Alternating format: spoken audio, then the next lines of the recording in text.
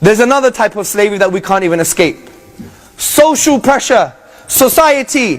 What society tells you, and I'm going to speak to the sisters about this, akhawat. If I were to ask you what makes you feel pretty, many of our definitions would be not the definitions according to the Quran and Sunnah. Because according to the Quran and Sunnah, beauty is holistic.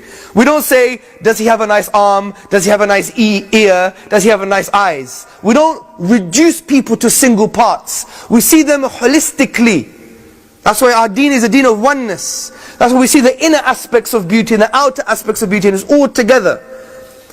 But if I were to ask you, you'd probably give me a reductionist view on beauty, meaning, oh, if I have nice eyes, or if I have nice fingers, for example.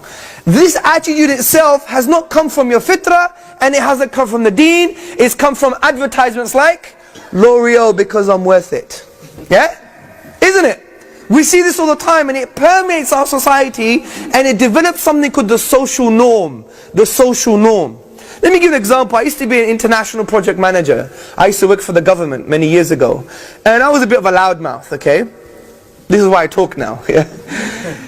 And basically, we had a PA, a personal assistant, and she was wearing high heels, fair enough. And I'm not judging her, I just want to give you a reality of the example I'm trying to show. She was in high heels, and what I noticed was she had like 2 plasters over her heel, and it was slightly bleeding. And I asked her the question, what's wrong with you? Are you really comfortable in those? Yes. It makes me feel better about myself. I was like, are you sure? Are you really sure? Because you could, if you ask your feet that question, they'll testify against you. So why do you think that should make you feel better about yourself? Because it makes me look good. Okay, good. Why does it make you look good, and by whose definition? Is it really yours? And then I made her think, and this is the power of questioning. Wallahi, dawah is just about questioning. The Quran gives you questions. وَفِي أَنفُسِكُمْ أَفَلَا تُبْصِرُونَ. And in themselves, do they not see? أَوَلَمْ يَتَفَكَّرُوا فِي أَنفُسِهِمْ. Do they not reflect within themselves? أَفَلَا يَنْظُرُونَ إِلَى الْإِبِلِ كَيْفَ خُلِقَتْ. Have you not seen the camel and how it was created? Questions, questions. Allah doesn't always give you answers. He's giving you these questions to direct you through this madness of life, to come to a conclusion that Allah is one and that He should be worshipped. So use questioning as well. Use the power of the Quran. So when you give them the tools of questioning, they're like, you know what? And then she took her shoes off. Because she understands this is not really me. It's not in line with my fitrah. It's a socialization. It's been as a result of the media. And you know why human beings are social animals? I did psychology at university, and one of the reasons are that human beings by their very nature, they want certainty. They want certainty. They want to feel certain. They want to have yaqeen. If they don't feel certain about something, including their own beauty, they go to society, because it's like almost like the most powerful thing around them, because it's a consensus, it's the masses, and they will adopt what the society says. This is why, brothers, how many of you have daughters? Put your hand up. May Allah bless your daughters, many of you. Let me give you some advice. Make sure from a very young age, your daughter feels she's intelligent. Your daughter feels she's beautiful. Your daughter feels she's beautiful outside and inside. Because if you don't, as a father, I know it's very hard because you're from the Asian subcontinent, where it's like love and being soft and nice is not part of the culture.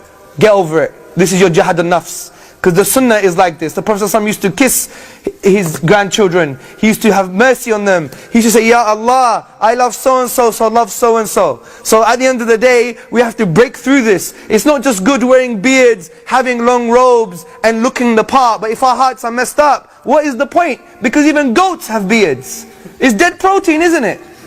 And the reason we get reward because of the obedience, of the love of the Prophet ﷺ and Allah subhanahu wa ta'ala. But if inside it's not there, and this is why many of our youth are astray, because it's the parenting. Wallahi, the most important thing. So make your daughters feel pretty, make them feel intelligent. You know why? Because if they're uncertain about themselves, where are they going to go? To the social norm.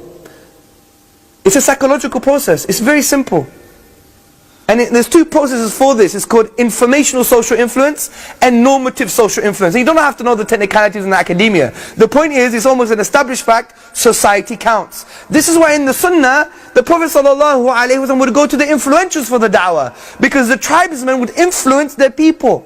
Do you see the social effect? So make sure our daughters and even our brothers, they feel confident with themselves, they don't have low self-esteem.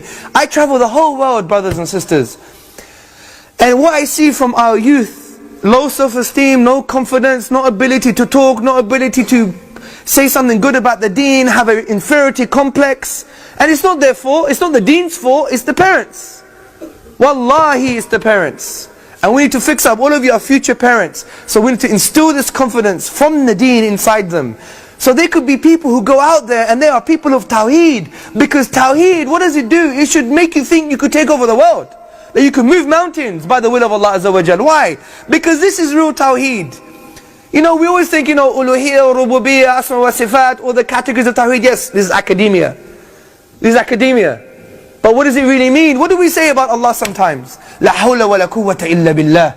There is no true power apart from the power of Allah subhanahu wa ta'ala. If this is true, here, not here, here. If it's true, then it should change our whole lives. We should never have an inferiority complex anymore. And we should believe that we could move mountains. Why?